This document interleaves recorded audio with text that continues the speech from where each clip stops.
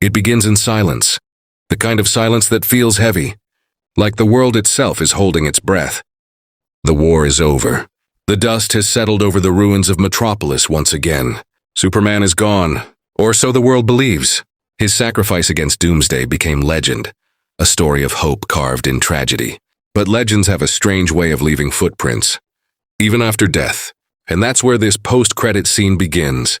Because what if, after all the chaos, after the tears and the headlines, the monster didn't die? What if the most terrifying secret of the DC universe was buried, still alive, waiting? What if Doomsday wasn't the end of the story, but the beginning of something far worse? The camera moves through a desolate landscape, the remains of the battle where Superman fell. Government tents scatter across the crater. Floodlights hum in the darkness, and soldiers move in slow motion, collecting DNA samples, scorched armor, fragments of a god and a beast. Somewhere deep inside the wreckage, a containment capsule glows faintly. Inside it, a pulse, weak, irregular, but alive. That's when the whispers start.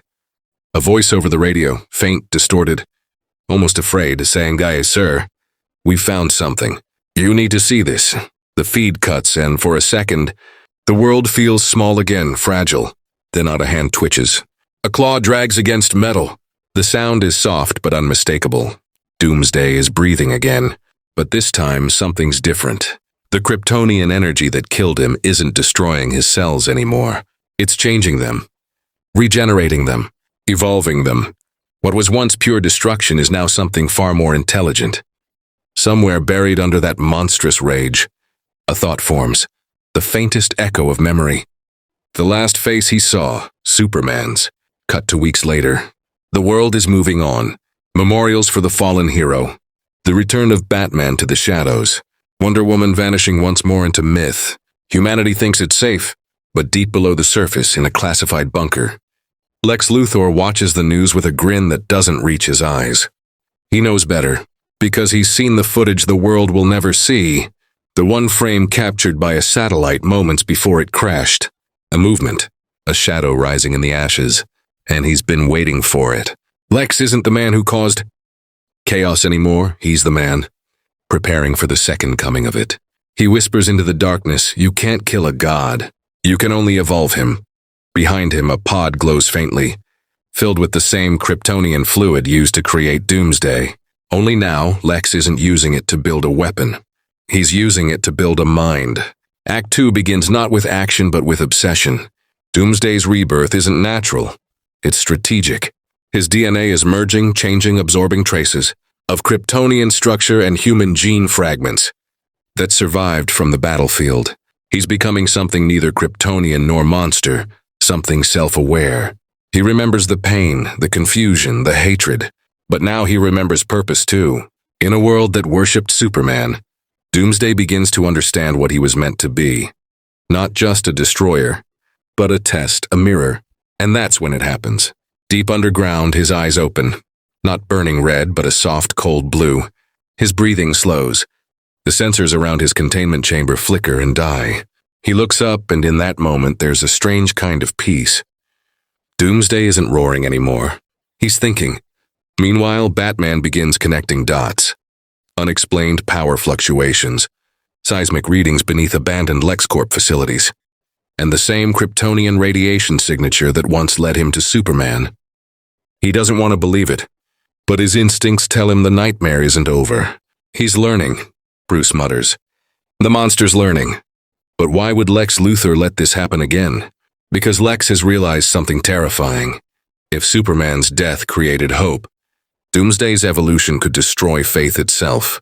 Imagine a creature that doesn't just fight gods, but understands them, one that can predict, adapt, and manipulate fear. A monster born from a god's sacrifice, now intelligent enough to use it against the world. By Act 3, the stage is set for the inevitable. Lex stands before a holographic image of the creature. Stronger, sleeker, its eyes burning with restrained fury. "He's not your weapon," Mercy Graves warns him. Lex only smiles. "No," he says. "He's everyone's reckoning."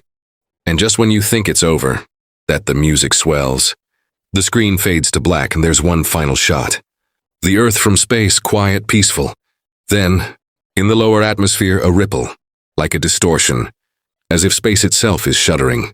A faint red glow pierces the clouds.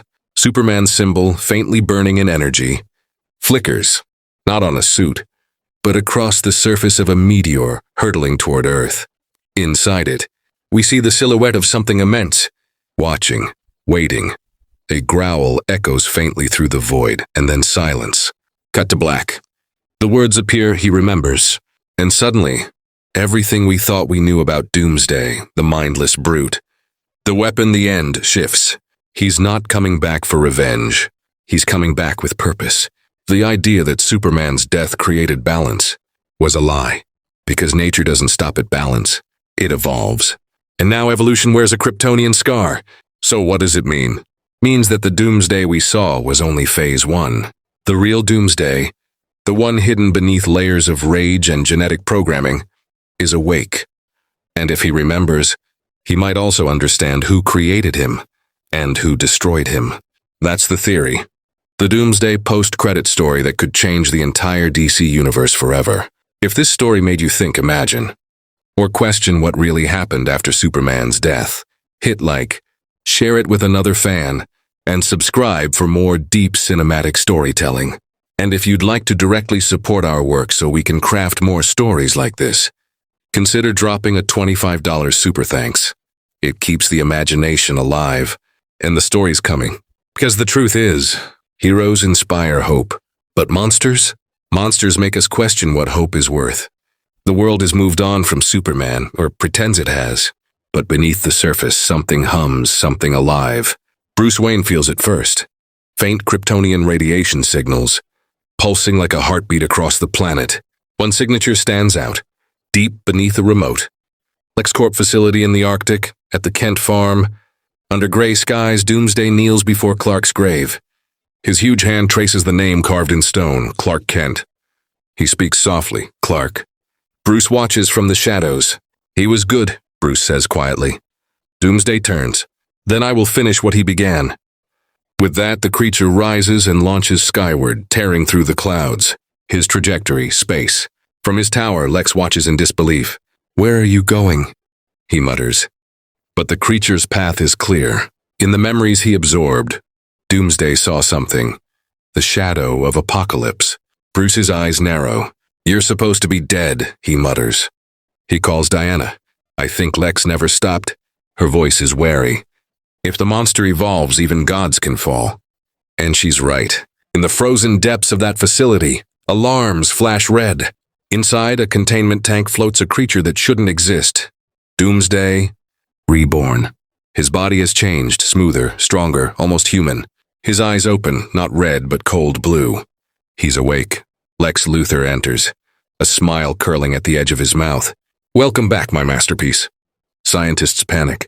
Sir, it's neural activity. It's rewriting itself. Lex steps closer. You remember him, don't you? The god who killed you. For a moment, silence. Then a rasp from the creature's throat. Cal.